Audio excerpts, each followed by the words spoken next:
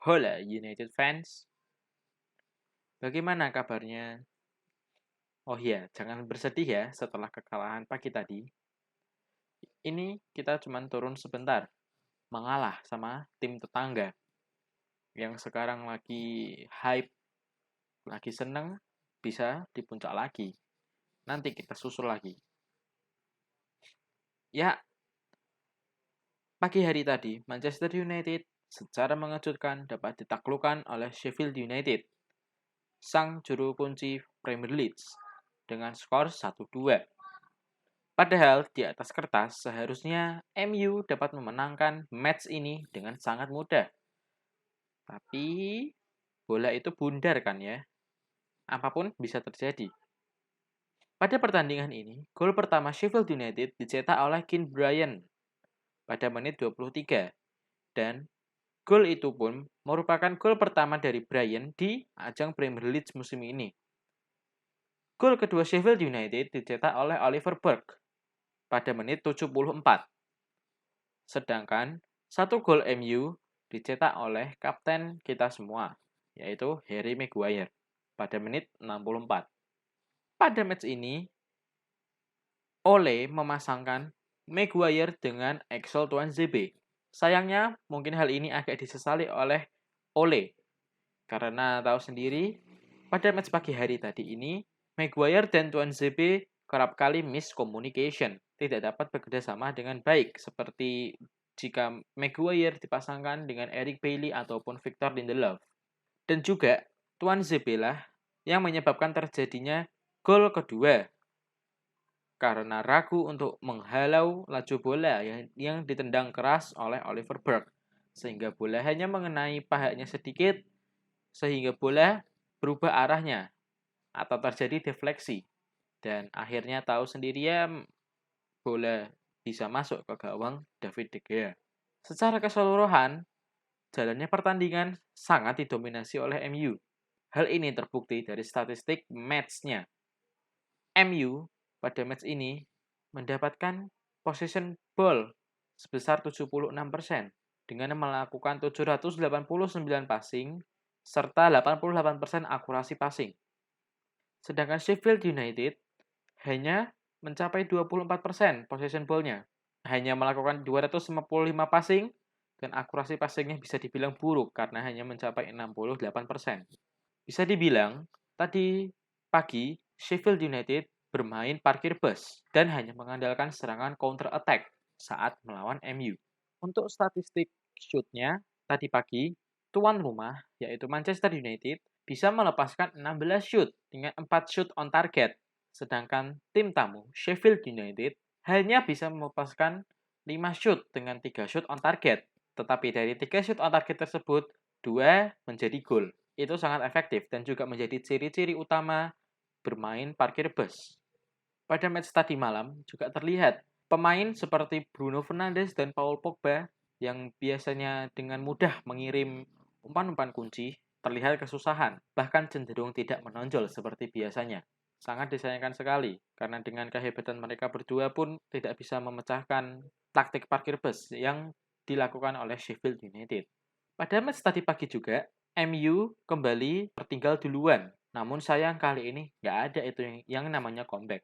Sheffield United membuka keunggulan oleh sundulan Keane Bryan pada menit 23. Dewi Fortuna sepertinya memang lagi tak berpihak pada kita, karena seharusnya MU bisa menyamakan kedudukan lebih cepat lewat gol Anthony Martial pada menit ke-30.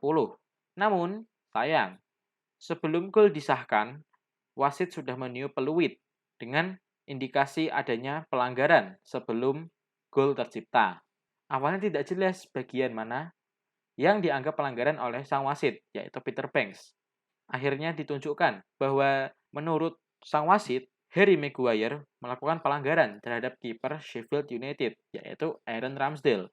Maguire dituding melakukan kontak fisik kepada kiper Sheffield United yang menyebabkan kiper tersebut tak dapat menangkap bola dan bola itu dapat disambar oleh Anthony Martial.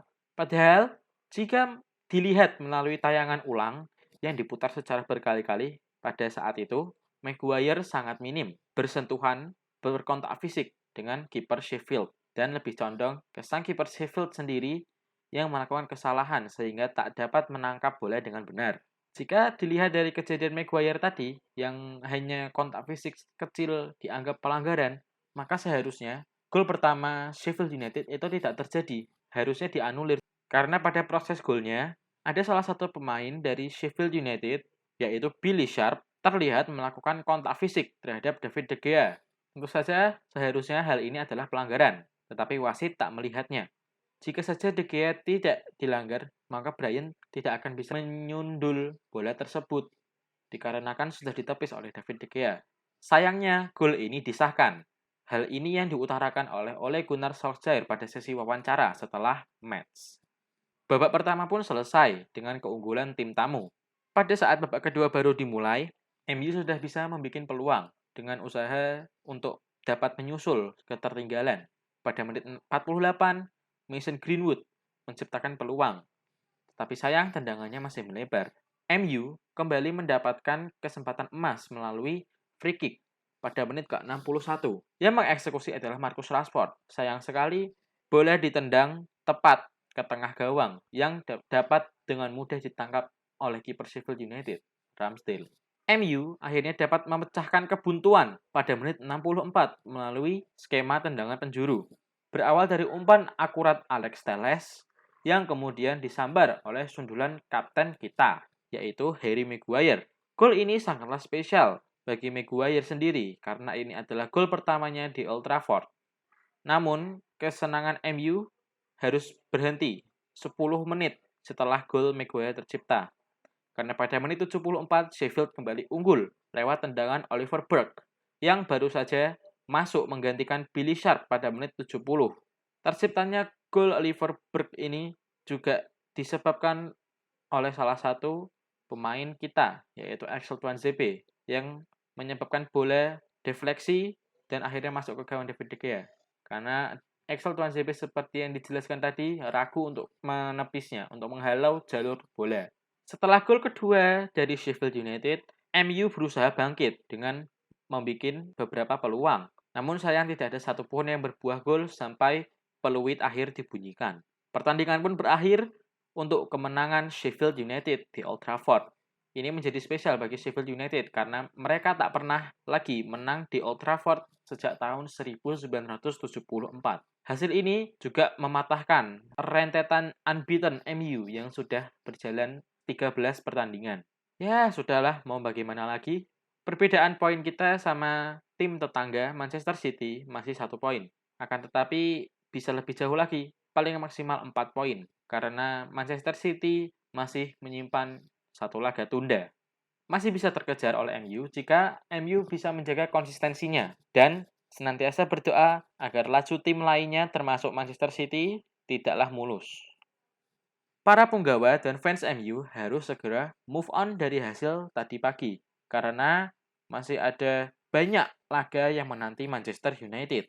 Laga yang terdekat ini yaitu pada tanggal 31 hari Minggu, MU akan datang ke Emirates Stadium, markas dari Arsenal, tim asuhan Mikel Arteta. Sedangkan pada hari Rabu, tanggal 3 Februari, MU akan menjamu Southampton pada laga lanjutan Premier League. Jadwalnya sangat padat. Saat diwawancarai, Maguire mengaku bahwa suasana ruang ganti tim saat pertandingan selesai sangatlah sunyi. Mereka terlihat tidak senang dengan hasil yang mereka dapatkan. Pada sesi wawancara, Ole Gunnar Solskjaer juga secara tegas menyampaikan keluh kesahnya yang menyinggung dengan performa wasit Peter Banks pada laga tadi dengan mensahkan gol dari Sheffield United dan tidak mensahkan gol Manchester United, padahal jenis pelanggaran yang sama. Setelah kekalahan tadi, MU masih berada di peringkat 2, 1 poin tertinggal dari rival sekota yaitu Manchester City. Sedangkan dengan kemenangan tadi, Sheffield United masih berada di dasar klasemen.